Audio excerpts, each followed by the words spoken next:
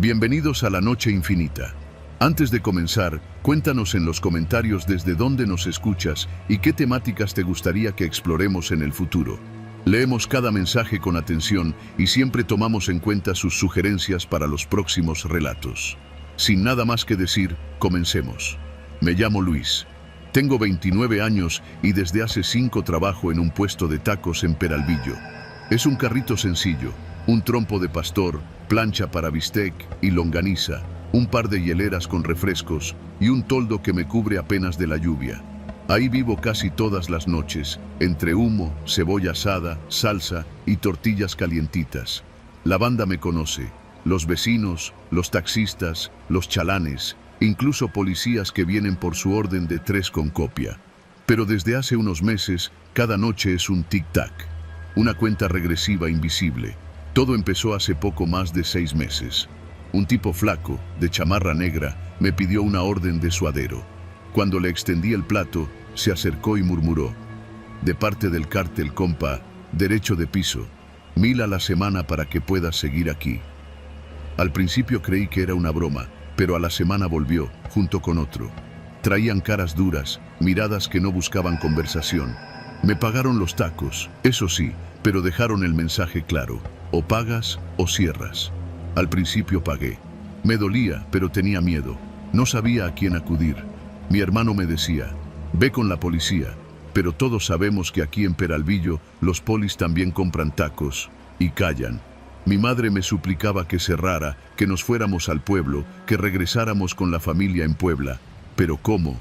Si este carrito es lo único que tengo.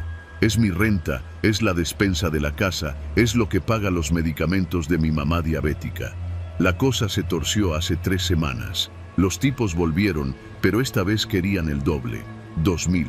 Les dije que no podía.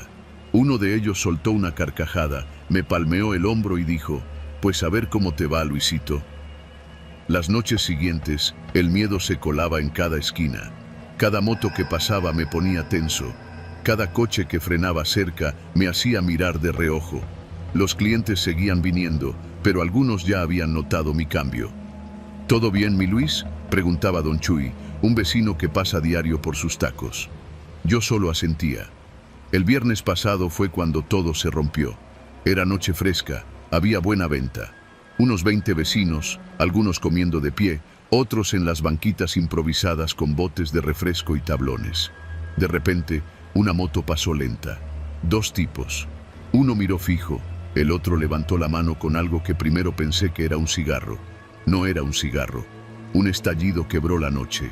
El vidrio de la hielera saltó hecho trizas. Otra bala dio en la plancha, haciendo saltar la grasa caliente. Los clientes gritaron, corrieron. Yo me quedé petrificado, viendo cómo los tipos se alejaban despacio, como si hubieran venido solo a dejarme una carta de presentación. Mis piernas no me respondían. La policía llegó 1 hora después. Preguntaron poco, se fueron rápido. Un vecino barrió los vidrios conmigo, otro ayudó a levantar las sillas. Mi madre me abrazó al llegar a casa, llorando. Mi hermano gritaba: ya basta, Luis, ciérralo, vámonos de aquí. Pero yo solo pensaba: ¿a dónde? ¿Cómo? Desde entonces, cada noche es una condena. Sigo abriendo porque no hay de otra. Mi madre me ruega que no vaya, pero las cuentas no se pagan solas. Mi hermano ya ni me habla.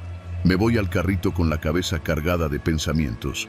Reviso todo, que el gas esté bien, que el toldo no esté roto, que el celular tenga saldo por si algo pasa. Veo a los vecinos, trato de actuar normal, pero sé que ellos también sienten la tensión. El lunes, un detalle me heló la sangre. Sobre la hielera rota encontré una bala. Una, solita, como quien deja una firma. Nadie la puso ahí más que ellos. La guardé en mi bolsillo y desde entonces la siento como una piedra en el alma. La siguiente semana fue peor. Una noche vi un coche estacionarse a media cuadra. Los vidrios polarizados. No bajó nadie. No pidió nadie tacos. Pero ahí estuvo, 2 horas, con el motor prendido. Esa noche ni cené. Solo serví, cobré y recogí rápido. Cuando me fui, el coche ya no estaba, pero mi corazón seguía golpeando en las costillas. El miércoles, mientras estaba cerrando, alguien me tomó del brazo. Brinqué, casi suelto el cuchillo. Era don Chuy. Me miró serio. Luis, Ellos no van a parar, tú sí tienes que parar. Le agradecí, pero seguí guardando las cosas, con las manos temblando. Hoy es viernes otra vez. Mientras escribo esto en mi libreta vieja, estoy aquí sentado en la parte trasera del carrito. Miro las calles vacías, las luces parpadeantes. Pasa una patrulla y no sé si sentir alivio o desconfianza.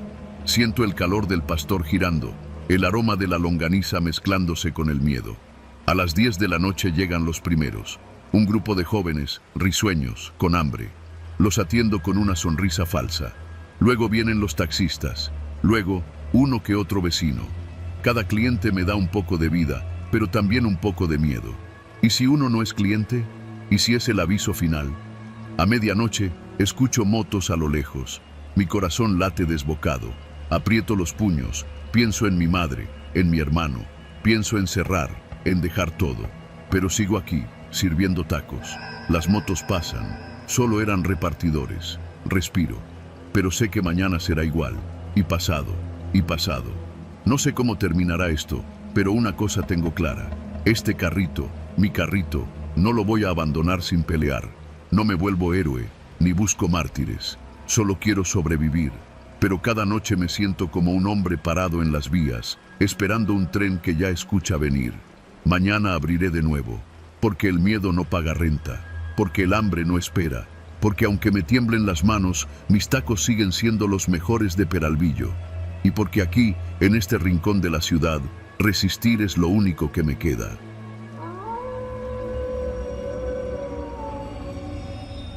Me llamo Norma, tengo 45 años y desde hace más de 10 me dedico a vender empanadas de cazón en un carrito callejero frente al malecón de Campeche. No es un trabajo fácil, pero es honrado. Todos los días, desde temprano, preparo la masa, el guiso, pico la cebolla, preparo las salsas y antes de que baje el sol, acomodo mi carrito justo frente al mar. Es mi lugar de siempre, al ladito de la palapa de Don Chencho, que vende cocos fríos. Ahí me conocen todos. Aquella noche fue distinta. El aire estaba más húmedo de lo normal, las olas golpeaban con más fuerza y apenas quedábamos unos pocos ambulantes recogiendo. Había sido un buen día, vendí casi todo. Eran como las 10:30 cuando empecé a guardar los recipientes. Fue entonces cuando escuché los gritos. Al principio pensé que eran chamacos borrachos, pero no. Cuando levanté la vista, vi a un muchacho correr por la explanada, mirando hacia atrás, jadeando. Detrás de él venían 3 hombres. Eran tipos altos, vestidos de negro, y lo alcanzaron frente a las letras coloridas de Campeche, donde todos se toman fotos. Lo tiraron al suelo de un golpe en seco que sonó como palo quebrado. Uno le pegaba en la espalda con algo que no distinguí, otro lo pateaba en las piernas y el tercero vigilaba alrededor. Sentí que el corazón se me subía a la garganta. Me agaché instintivamente detrás del carrito. Ni siquiera pensé en correr. Fue como si mis piernas hubieran desaparecido. Desde abajo veía apenas entre las rendijas del mostrador. El muchacho lloraba, pedía que lo dejaran ir, que tenía dinero en la mochila, que no dijeran nada a su familia. Los hombres no respondían. De pronto, el que vigilaba hizo un silbido corto. De la esquina del estacionamiento apareció una camioneta gris, vieja, sin placas. Abrieron la puerta trasera, lo aventaron adentro como si fuera un costal y en menos de 30 segundos desaparecieron. Me quedé allí, con el corazón latiendo tan fuerte que me dolía la cabeza. No sé cuánto tiempo pasó. Cuando por fin me atreví a asomar, la explanada estaba vacía. Solo se escuchaba el golpeteo del agua y a lo lejos la música de algún bar. Esa noche no dormí, ni al día siguiente. A los 2 días volví al malecón. No por valentía, sino porque uno tiene que comer, pero el ambiente ya no me parecía igual. Me brincaba cada bocinazo de los carros, cada carcajada, cada grupo de jóvenes que pasaba. Todo el tiempo estaba mirando de reojo. Por la tarde, mientras vendía, escuché la voz. ¿Tiene de cazón? Levanté la mirada y lo vi. Era uno de ellos, el que vigilaba, el del silbido. Tenía el cabello corto, una barba rala y unos ojos que no tenían nada de especiales, pero que yo reconocí de inmediato. Sonreía. Pedía una empanada, pero no miraba el carrito, ni el cazón, ni la charola. Me miraba a mí. Sentí que el estómago se me hacía nudo. Le extendí la empanada envuelta en servilleta, las manos temblándome. El hombre sacó un billete, lo dejó sobre el mostrador, Tomó la empanada y dio un mordisco ahí mismo. Masticaba lento, mirándome fijo. Muy buenas. ¿Siempre está aquí usted?, preguntó con esa voz relajada que se le pega a uno cuando está acostumbrado a mandar. Sí, desde hace tiempo, dije bajito. Qué bueno, respondió, y sin decir más, se fue caminando por la explanada, comiendo a mordidas. El resto de la tarde me la pasé como zombi. Los clientes hablaban y yo no escuchaba. Solo pensaba, ¿sabe que lo vi? ¿O no? ¿Me está probando? ¿Va a volver? Las noches siguientes me quedé en casa. Le dije a mi hija que estaba cansada, que había poca venta, pero el dinero se fue acabando. Me di cuenta de que no podía encerrarme para siempre, así que regresé al carrito. Intenté convencerme de que quizá no lo había visto bien, de que eran ideas mías, pero él volvió, otra vez solo, otra vez pidiendo cazón, otra vez pagándome con billetes grandes, más de lo que costaba. Otra vez esa mirada que no era amenaza ni simpatía, sino algo más raro, como si yo fuera un detalle irrelevante en una historia que él ya tenía escrita. Empecé a notar otras cosas. Una moto negra estacionada cerca que antes no veía. Un carro gris con vidrios polarizados que pasaba muy despacio. Un hombre en la esquina hablando por teléfono que parecía no irse nunca. Todo el malecón se me volvió hostil y ni siquiera sabía si me estaban vigilando o si mi cabeza me estaba jugando en contra. Una noche, mientras recogía temprano, escuché de nuevo la voz. Hoy no se me esconda, doña, le voy a invitar un café. Me giré y lo vi, otra vez. Esta vez no estaba solo. Venía con otro tipo, más joven, más flaco, con un tatuaje en el cuello. Mire, no quiero problemas, le dije, con la voz quebrada. Él sonrió. ¿Problemas? No, doña, al contrario. Usted es parte de aquí. No ha dicho nada, ¿verdad? Eso está bien, muy bien. El flaco se reía en silencio, mirando al piso. No diga nada, y aquí no pasó nada. Eso quiero que entienda, agregó el hombre. Dio 2 golpecitos suaves al carrito, como quien acaricia a un perrito. Después se fueron. Esa noche lloré como no había llorado en años. No era miedo, era impotencia. Era saber que estaba atrapada en algo que no entendía, que estaba sola, que no había nadie a quien contarle porque todos sabían cómo terminan esas historias. Al día siguiente tomé una decisión. Vendí todas mis empanadas. Sonreí a los clientes, saludé como siempre. Cuando llegó la noche, recogí mi carrito como si fuera cualquier otro día. Pero esa noche, en lugar de volver a casa, me fui directo a la casa de mi hermana en Mérida. Dejé el carrito guardado, los utensilios lavados, las deudas anotadas. Tomé una mochila, algo de ropa, unos ahorros que tenía guardados y me fui. No le avisé a nadie, ni siquiera a mi hija. Esa misma noche le llamé desde la central, le dije que iba a visitar a la tía por unos días, que no me preocupara, que ella se quedara en casa. Estuve fuera una semana entera para recuperar un poco la calma. Cuando volví, el carrito seguía allí. La casa estaba bien, mi hija estaba bien, pero en la pared, al lado de la puerta, alguien había dejado un paquete de servilletas de las que uso en el carrito y sobre ellas un billete doblado. No hubo nota.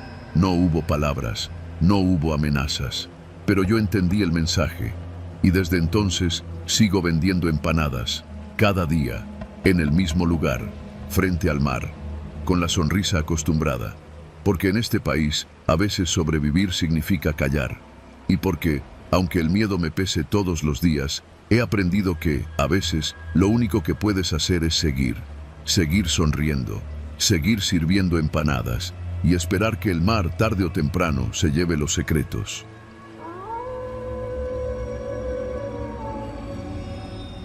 Me llamo Iván y tengo 17 años. Todas las noches, desde hace ya casi un año, me instalo en la esquina de Insurgentes y Luis Cabrera, justo frente a la tienda de abarrotes Doña Chayo, con mi carrito de elotes. Vivo en San Nicolás Totolapán, allá arriba en la Magdalena Contreras, pero bajo diario a vender porque la zona baja da más lana. Mi mamá me ayuda a hervir los elotes en casa y yo bajo con el carrito en una combi que me deja a unas cuadras. El negocio no es la gloria, pero al menos no nos falta para el gas ni para los útiles de mis hermanas. Todo empezó hace como 3 semanas. Una camioneta negra, de esas enormes tipo Suburban, con vidrios polarizados, pasó despacio junto a mi puesto. La vi estacionarse unos metros más adelante. No le di importancia. En esta zona pasan todo tipo de coches, sobre todo en la noche. Señores que salen del restaurante, chavos de fiesta, algún taxista buscando cenar algo rápido. La primera noche solo se quedó ahí, encendida, con el motor vibrando bajito. La segunda noche, igual. La tercera, un señor se bajó. Traía gorra negra, chamarra deportiva, tenis blancos impecables. Se acercó sonriendo y me pidió un elote con chile. Yo se lo preparé como siempre, tratando de ser amable, pero sentí algo raro. Me miraba demasiado. Cuando le cobré, sacó un billete de 500. «Quédate con el cambio», dijo sonriendo. Me quedé medio helado porque apenas le debía 40. Agradecí, claro, y él solo dijo: «Te veo mañana, chavo». Al día siguiente, regresó. Y al siguiente. Nunca compraba lo mismo. A veces solo se paraba a platicar. Empezó a hacerme preguntas. ¿Dónde vivía? ¿Si trabajaba solo? ¿A qué hora cerraba?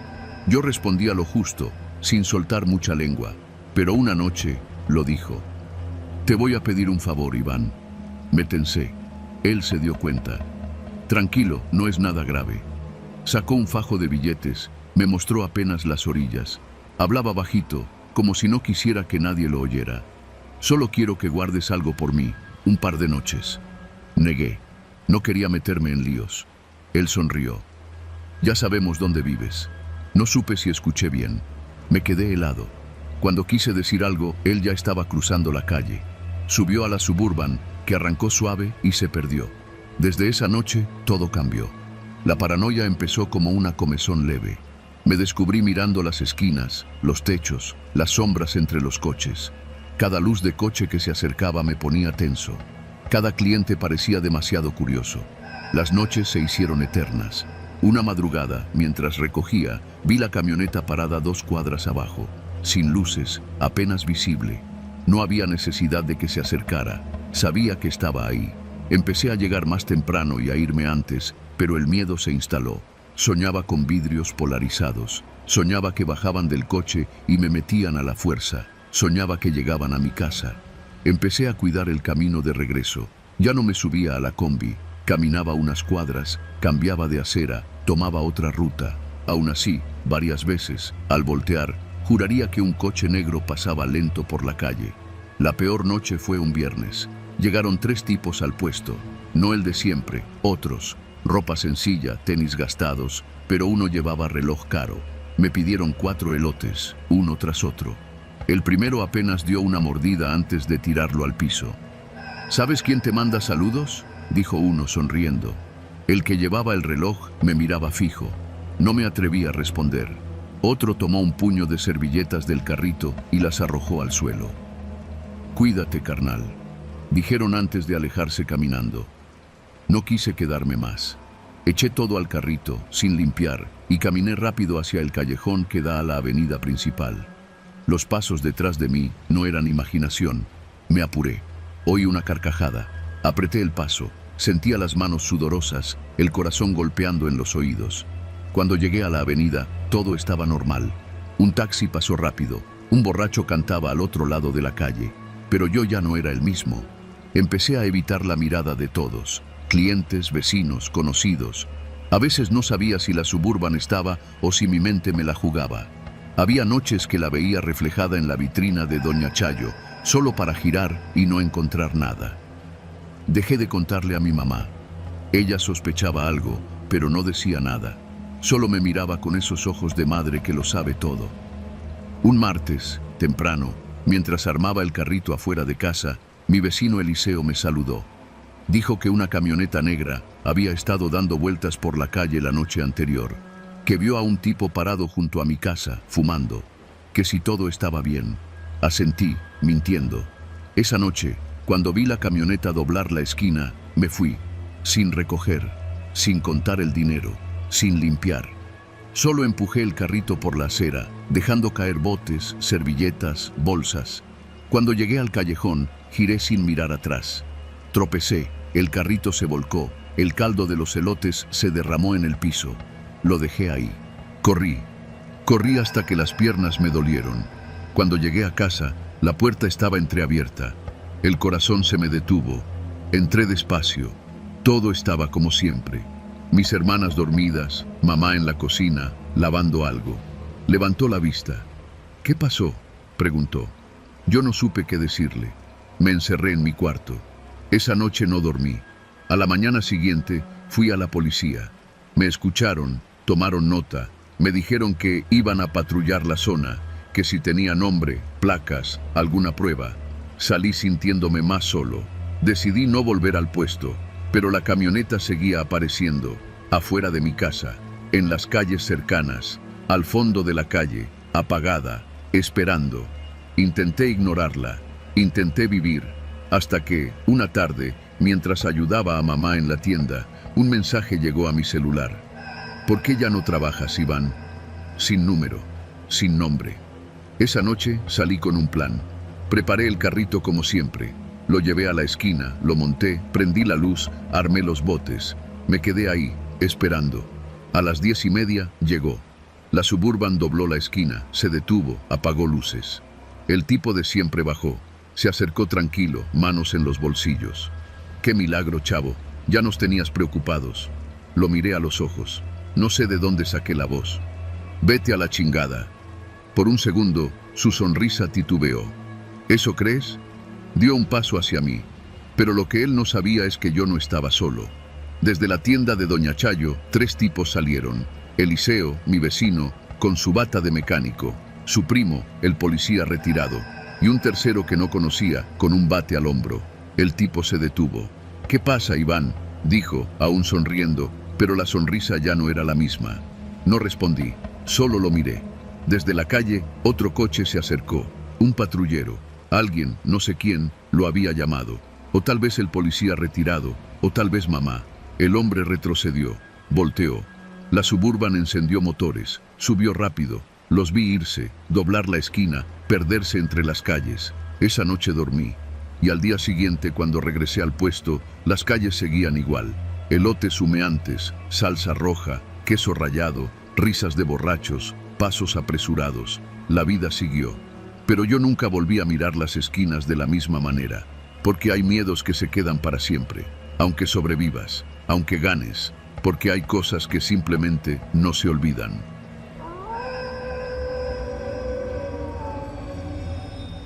Me llamo Pedro, tengo 32 años, y hasta hace poco mi vida era simple. Levantarme temprano, preparar los cócteles de camarón en el carrito que heredé de mi padre, y venderlos frente a la playa, entre turistas y locales hambrientos bajo el sol ardiente de Mazatlán.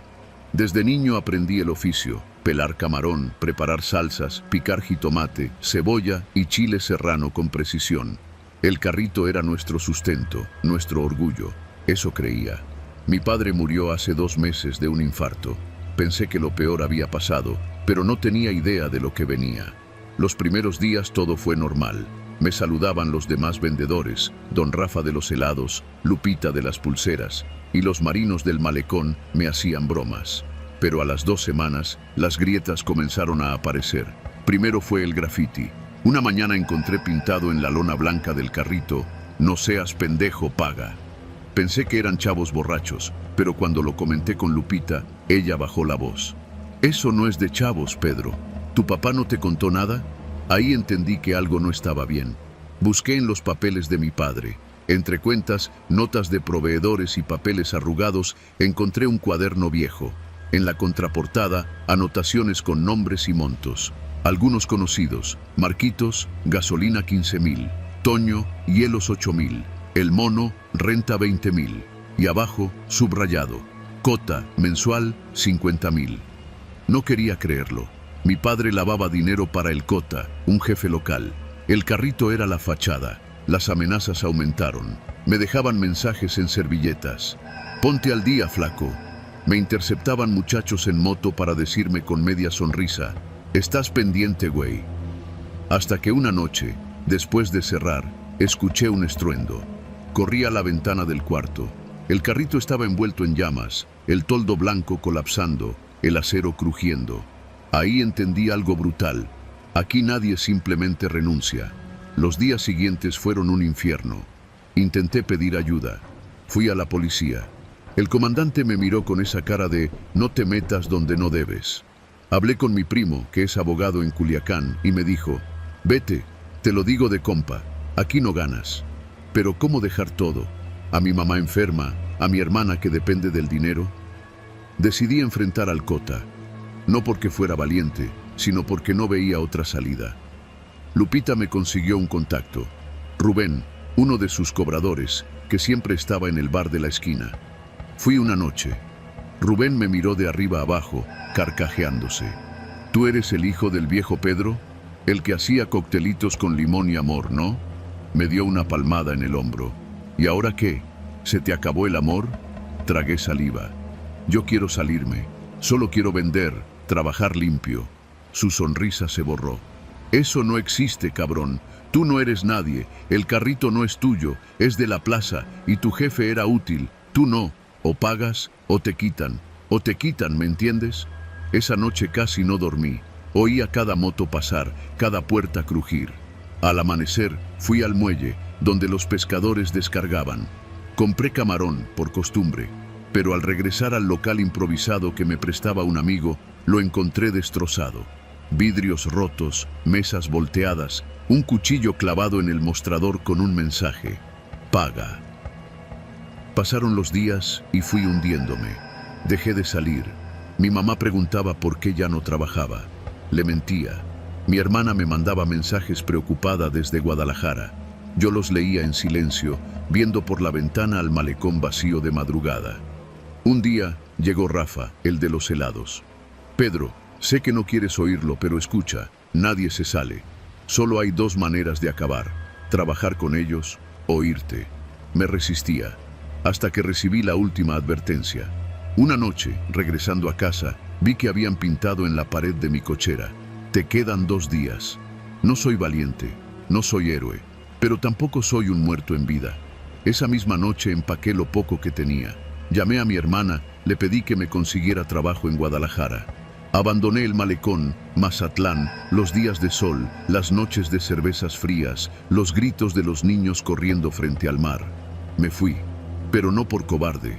Me fui porque entendí que, aquí, el que se queda termina enterrado en la arena. El que intenta cortar la cadena termina desaparecido. Me fui porque supe que lo único que me dejó mi padre no fue un carrito ni una receta. Fue una lección brutal. En esta ciudad, el crimen no es una opción, es el aire que respiras. Ahora estoy en Guadalajara, lavando platos en una marisquería, empezando de cero. Me pregunto si algún día podré regresar. Si alguna vez podré caminar por el malecón sin voltear a ver quién viene detrás. Si podré mirar el mar sin preguntarme cuántos cuerpos se han hundido ahí. Por ahora, estoy vivo. Eso es más de lo que muchos pueden decir. Y eso, aquí, es ya una victoria.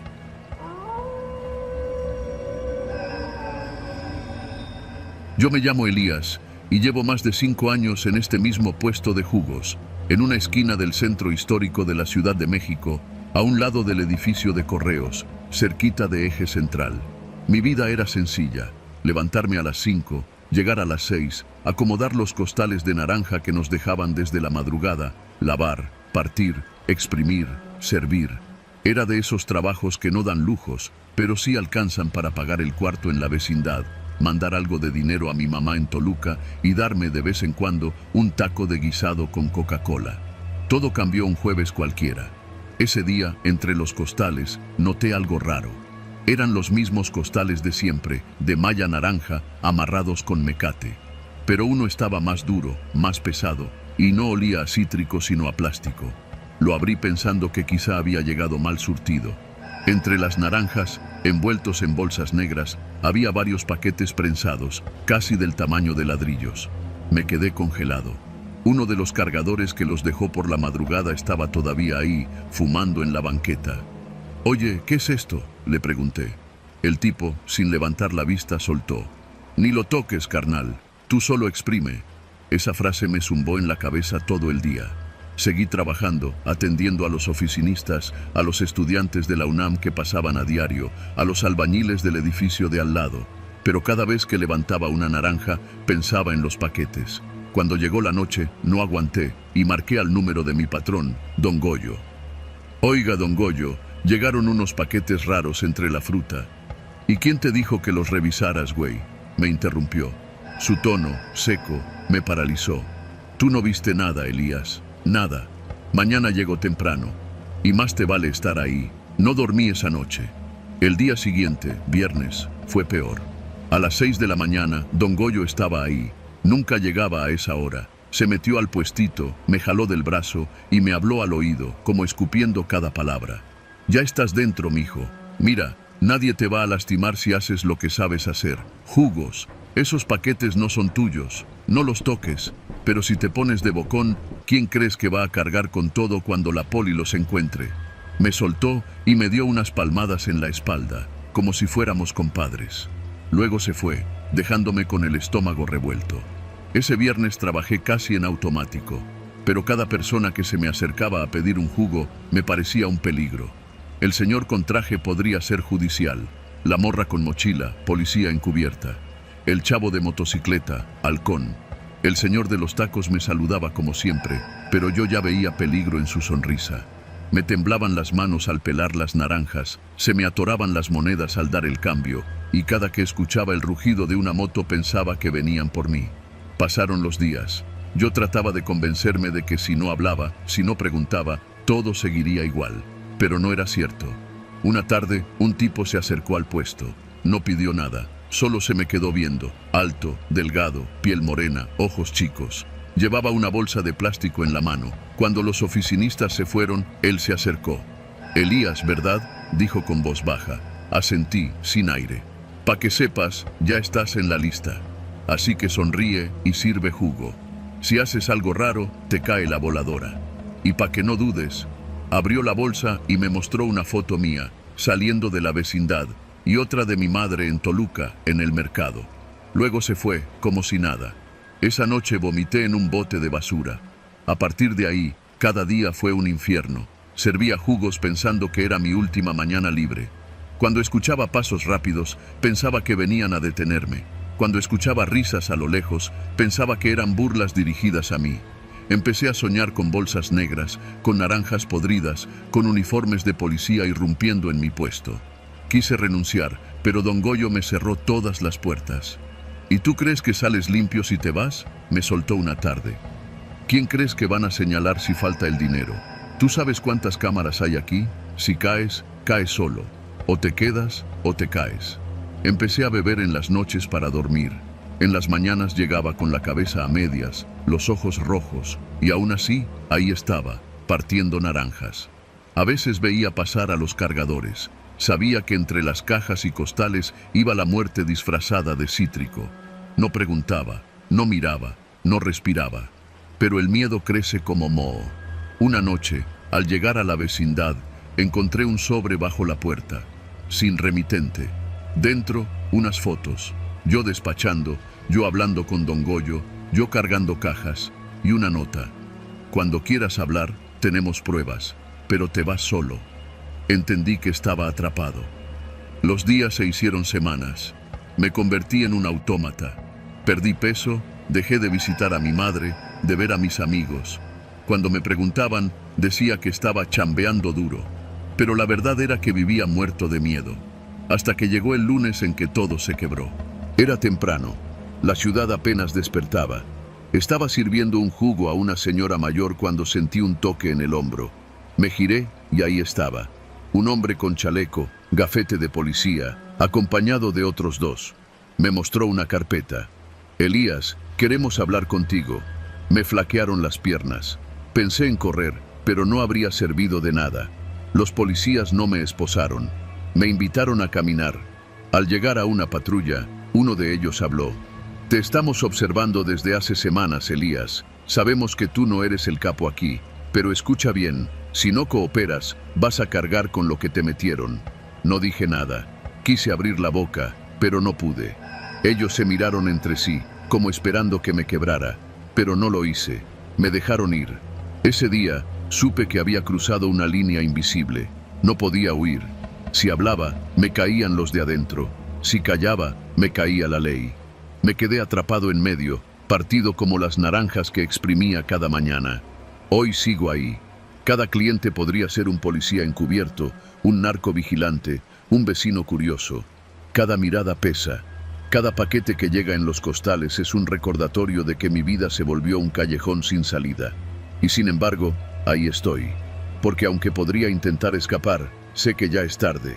Porque aunque podría denunciar, sé que seré el único que caiga. Porque aunque podría correr, sé que encontrarían a mi madre antes de que cruce la frontera del miedo. Así que sigo exprimiendo. Y cada jugo que sirvo lleva un poco de mi historia mezclada en el vaso, como si pudiera diluirla entre el azúcar y el hielo. Pero no se va, nunca se va.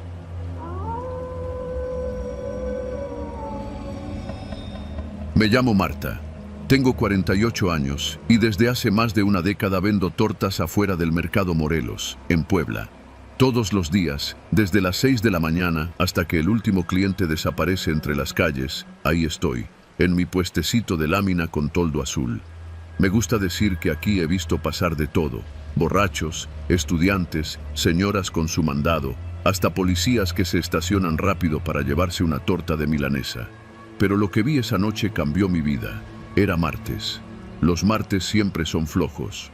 Cerca de las 9 de la noche empecé a levantar, lavar los trastes en una cubeta, limpiar la parrilla, guardar los ingredientes en hieleras de unicel. El mercado ya estaba medio apagado.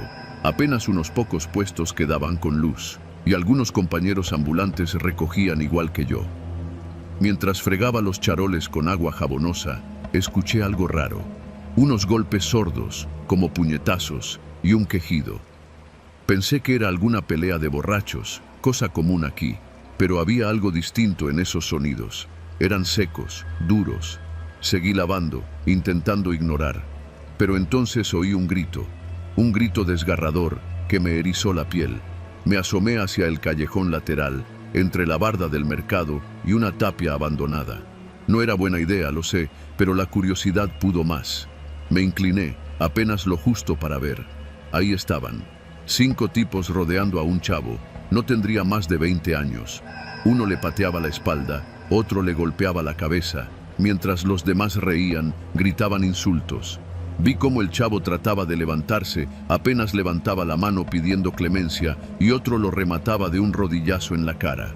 El miedo me congeló. Retrocedí sin hacer ruido, como si el piso fuera vidrio. Mi corazón latía tan fuerte que sentía que se iba a oír desde la calle. Guardé todo de golpe, como pude, con las manos temblorosas. En la cabeza solo me repetía: Marta, no es tu problema, no es tu problema. Pero cuando llegué al carrito, me di cuenta de que había dejado las llaves del triciclo donde guardo las cosas. Tenía que volver. En ese momento escuché un último golpe y un silencio seco. Me asomé de reojo. El chavo ya no se movía. Uno de los hombres le escupió en la cara y los demás empezaron a revisar sus bolsillos, quitarle los tenis, el cinturón. Después miraron a su alrededor, como si escucharan algo. Me agaché rápido detrás del puesto. Los oí alejarse, carcajeándose. Cuando por fin pude, agarré el triciclo y salí de ahí. Empujaba con fuerza, queriendo que las ruedas rodaran más rápido de lo que podían.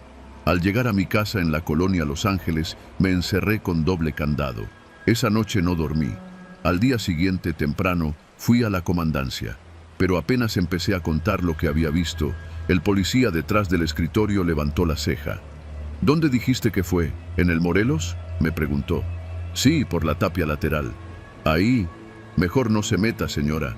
Me lo dijo bajito, mirando de reojo a su compañero. Me quedé helada. Al salir fui al mercado como siempre, intentando seguir mi rutina. Pero algo era distinto. Los demás vendedores me miraban raro. Nadie me saludó.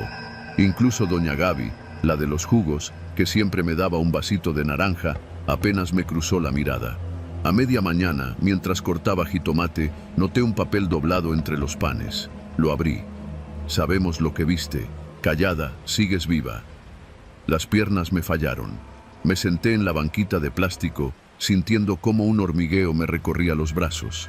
Ese día no vendí más. Cerré temprano. Los días siguientes fueron una pesadilla. Cada noche, al llegar a casa, miraba por encima del hombro. Escuchaba pasos donde no había nadie. Veía un carro estacionado demasiado tiempo frente a mi casa. En el mercado nadie me hablaba. Cuando pregunté discretamente a otros vendedores, uno, el güero de los tacos, me lo dijo sin rodeos. No se meta, doña Marta. Aquí todos sabemos que a veces es mejor hacerse pendejo. Entendí. Había visto algo que no debía. Y aquí, en este barrio, eso se paga. Pasó una semana. Una noche, mientras guardaba las cosas, vi de nuevo al grupo. Estaban al fondo del mercado, charlando con unos policías municipales. Me quedé helada. Ellos me vieron. Uno de ellos, un tipo alto, moreno, de camiseta blanca y tatuajes en el cuello, me sostuvo la mirada. Sonrió. Me levantó la mano, como saludando. Esa noche decidí que ya no podía más. Pensé en dejarlo todo, en huir. Pero, ¿a dónde? Mi vida está aquí, mi puesto, mi renta, mi gente, mi rutina. ¿Y si al irme pensaban que iba a hablar? ¿Y si al irme lo empeoraba todo? Los días siguientes fueron un infierno de silencio. El mercado siguió su rutina, pero para mí todo era ruido blanco. Voces lejanas, risas falsas, conversaciones de las que ya no formaba parte. Cada nota que recibía, pegada al puesto, escondida entre las bolsas de bolillo, a veces simplemente tirada en el suelo, era siempre igual. Callada, sigues viva. Sabemos que sabes. Una noche, mientras cerraba, una mujer joven se acercó. Me pidió una torta. No traía nada listo. Le dije que ya no tenía. Ella solo me miró, con una cara cansada, ojerosa. Yo también lo vi, me dijo. Bajito, casi inaudible. ¿Qué? Le pregunté temblando. A mi hermano. Era mi hermano. Sentí que el mundo se partía en dos. Ella bajó la mirada y se fue. No supe más de ella. Hoy, mientras escribo esto en un cuaderno viejo, escucho afuera los mismos ruidos de siempre. El mercado que se apaga, los carros pasando, las risas lejanas. Estoy cansada. Cansada de tener miedo, de mirar atrás cada noche, de soñar con el rostro del chavo tirado en el callejón. Pero sigo aquí, porque eso es lo que uno hace cuando no hay otra opción. Porque en este barrio, en este país, el silencio es la única forma de sobrevivir. Porque callada, sigo viva.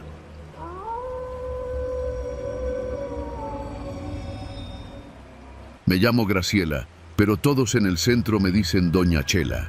Llevo más de 20 años vendiendo garnachas en el mismo rincón de la calle Madero, a un costado de la zapatería que ya ni letras tiene en el letrero. Ahí, entre el humo de los anafres y el chisporroteo del aceite, crecí, saqué adelante a mis 3 hijos y me gané un nombre entre los que saben de antojos buenos. Mis flautas, mis sopes, mis gorditas.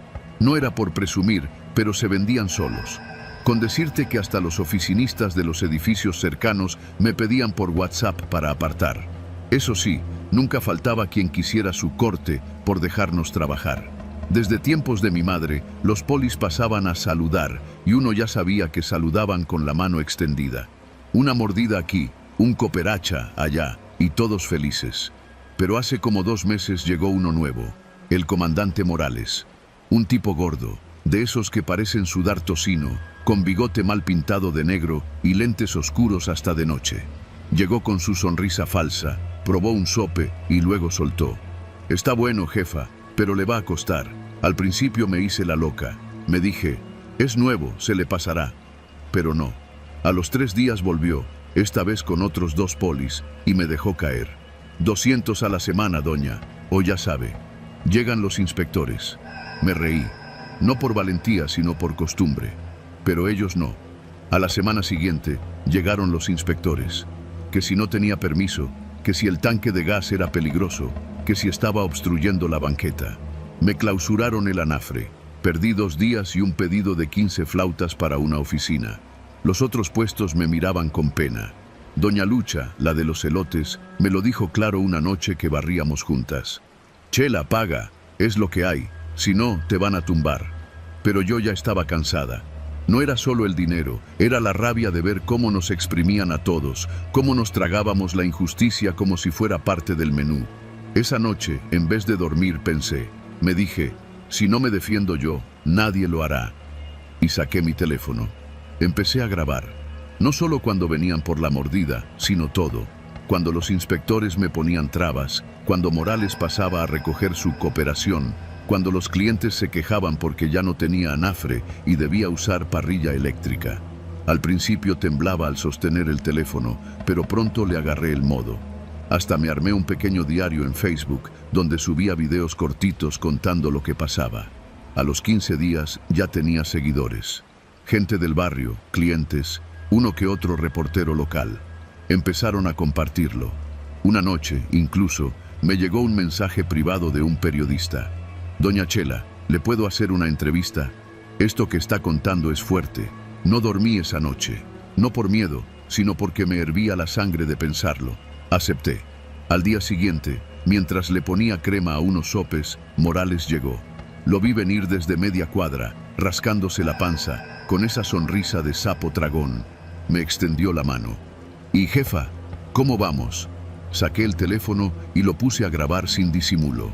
No le voy a dar nada, comandante, y le aviso que ya lo está viendo medio México en redes. Por un segundo se le borró la sonrisa, luego resopló y se fue. Pero yo sabía que no era el final. Las siguientes semanas fueron un infierno. Me cancelaron pedidos, me quitaron el espacio de la banqueta. Un día amanecí con los anafres rotos, como si los hubieran pateado en la madrugada. No podía probar nada, pero sabía que era él. Mi hija me rogaba que lo dejara, que nos fuéramos a vender a otra colonia. Pero yo me empeñé. No voy a huir de mi calle, le dije. Un jueves, como a las 8 de la noche, estaba guardando todo cuando escuché un ruido detrás de mí. Alcancé a voltear y lo vi. Morales, solo, sin uniforme, vestido de civil, con una botella de plástico en la mano. No tuve que olerlo para saber qué era. Así que muy valiente, jefa, me dijo. Levanté el teléfono. Él sonrió y lo derribó de un manotazo. Cayó al suelo, reventándose la pantalla. Sentí un calor helado en la espalda, un miedo espeso.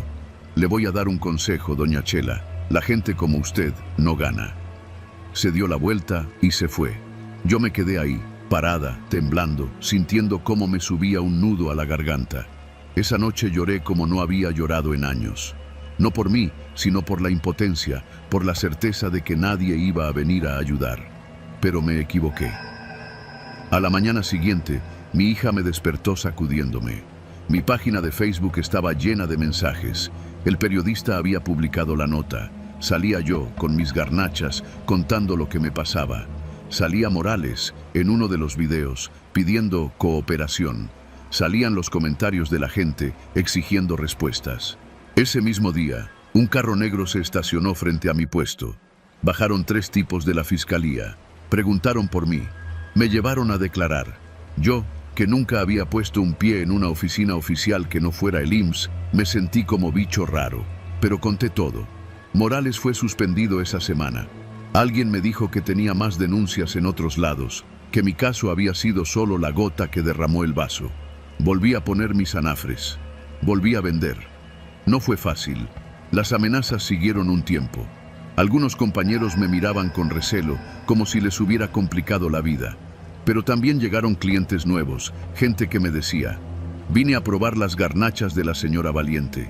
Hoy, mientras revuelvo la masa y caliento el aceite, sé que no gané del todo, que el sistema sigue podrido, que vendrán otros Morales, pero también sé que algo cambió, que la mordida no es inevitable, que a veces, solo a veces, basta con decir, ya no. Y aquí sigo, con las manos en la masa, oliendo a comal caliente, mirando a los policías pasar por la esquina. No me saludan. Mejor así. Yo tampoco quiero verlos. Tengo sopes que hacer.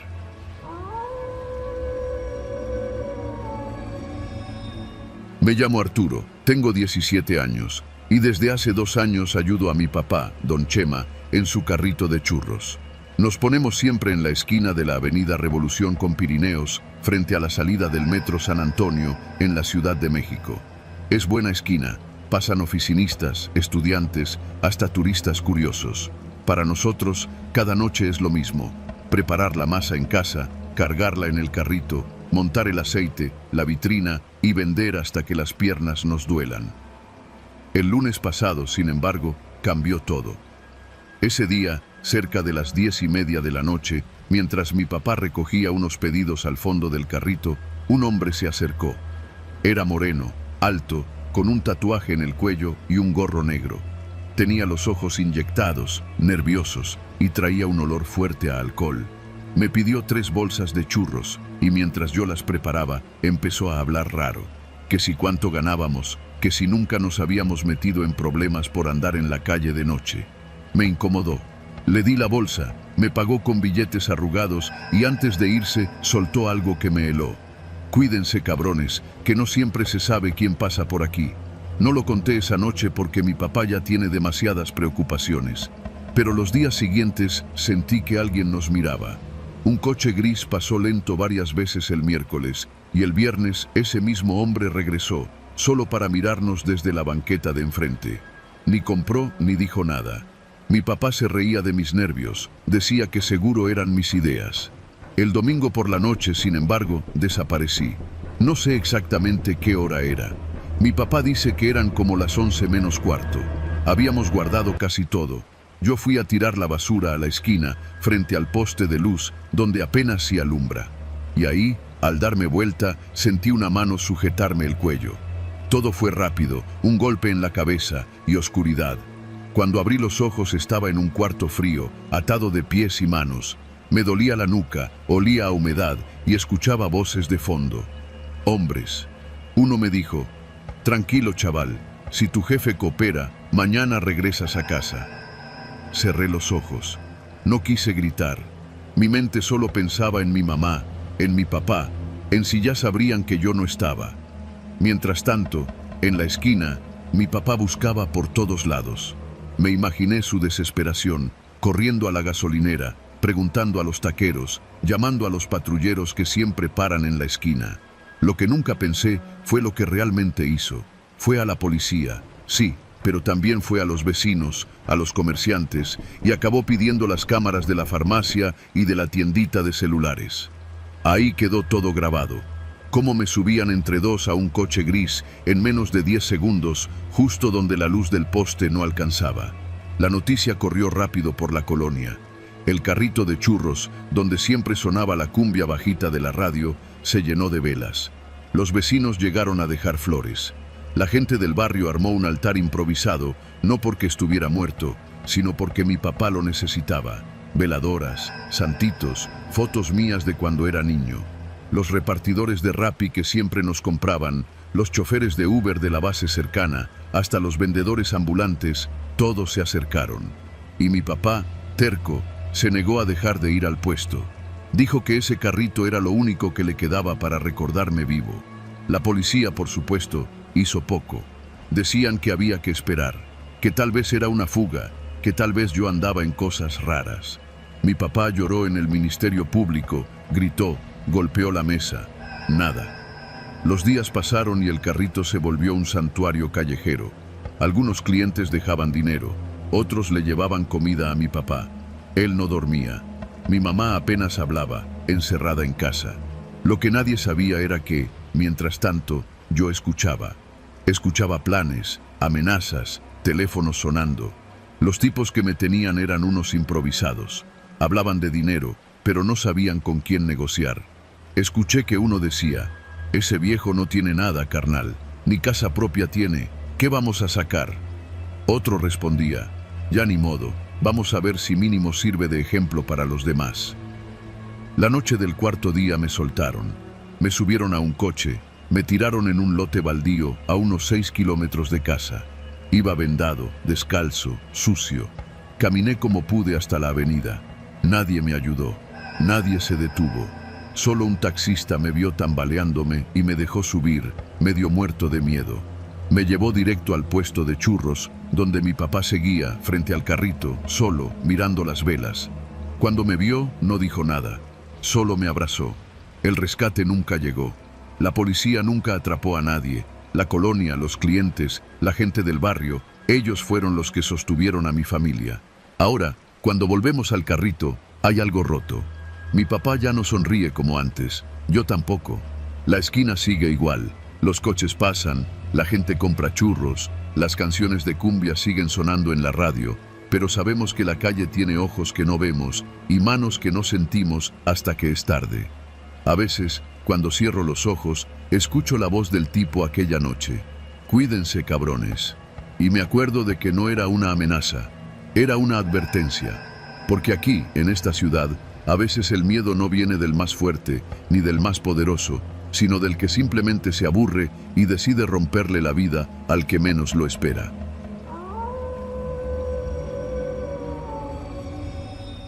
Me llamo Claudia, tengo 37 años. y si me hubieran preguntado hace unos meses si le tenía miedo a la calle, habría dicho que no, que las banquetas rotas, los postes sin luz, los perros callejeros y los borrachitos son parte del paisaje, que crecer en Iztapalapa te curte, que vender tamales a pie de calle desde las 5 de la mañana es jodido, pero honrado. Pero esa noche aprendí que la calle, de madrugada, se convierte en otra cosa. Mi esposo, Beto, y yo ponemos nuestro puesto frente a la panadería La Flor de Mayo.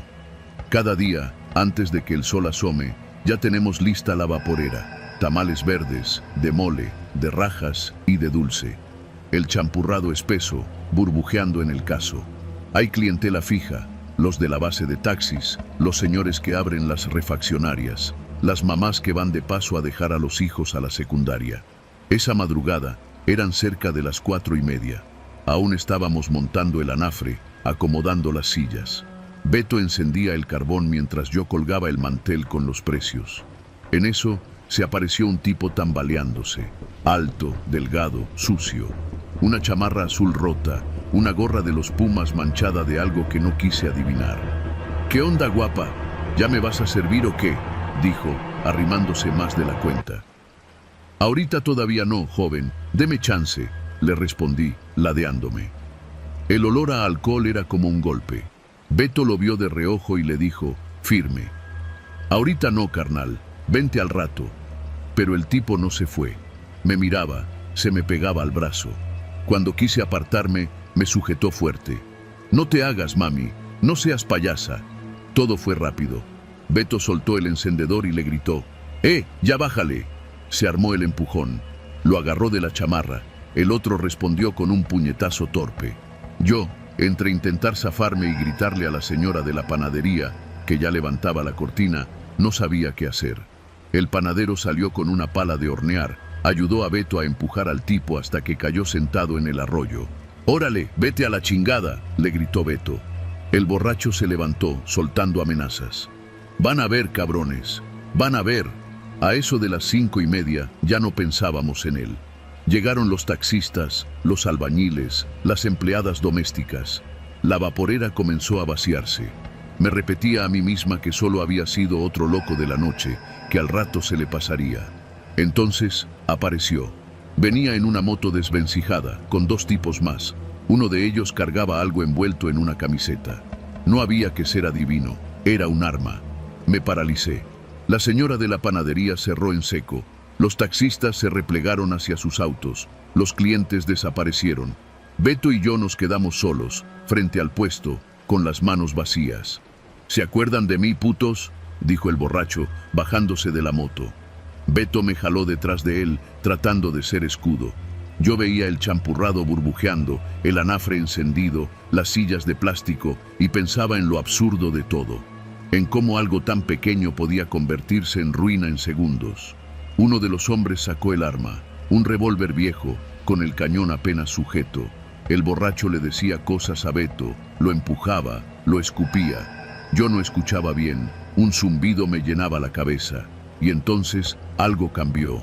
Desde las ventanas, desde las puertas entreabiertas, empezaron a salir los vecinos. El panadero, con su pala, los de la refaccionaria, con tubos, los taxistas, con llaves inglesas. No eran muchos, pero eran suficientes.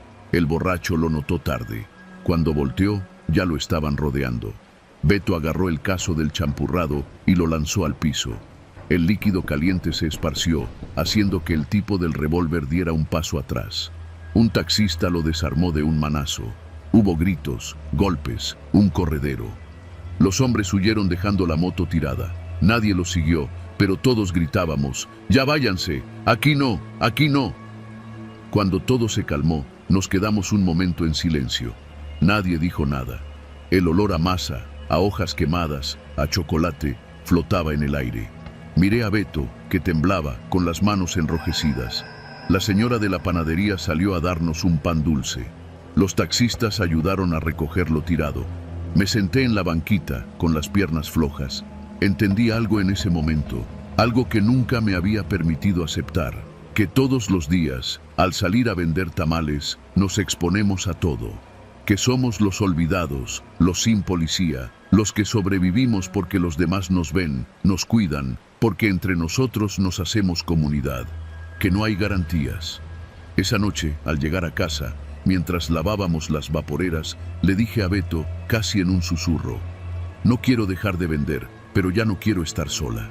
Él me abrazó por la espalda, apretando fuerte. Por primera vez en años, supe que los tamales, el anafre, las madrugadas, no eran solo trabajo, eran un acto de fe. Y que afuera, en la calle, siempre estaríamos al borde de algo que no podíamos controlar. Pero aún así, al día siguiente, ahí estábamos, desde las 5 de la mañana. Porque en este país, incluso el miedo se vende con salsa y con bolillo.